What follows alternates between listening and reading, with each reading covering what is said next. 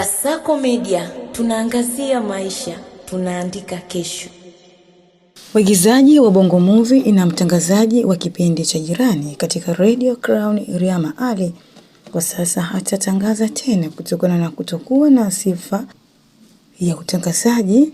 Bodi ya ithibati ya waandishi wa habari JABU kuweka katazo la mtu ambaye atakuwa mwandishi wa habari lazima awe amesomea uandishi wa habari.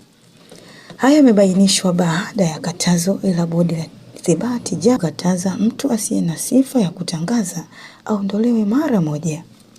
Ameyafanya maamuzi hayo katika ukurasa wake wa Instagram. Amesema ameamua kutii sheria bila shuruti, kujiweka kando na utangazaji na kufanya mambo yake ya movie aliyokuwa anafanya hapo awali.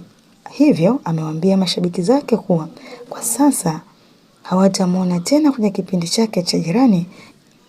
Hivyo amerudi katika kazi yake Bongo Movie na kuwapa mashabiki zake kila ambacho walikikosa kwa muda mrefu. Kutoka Kasako Media, Adela Thomas.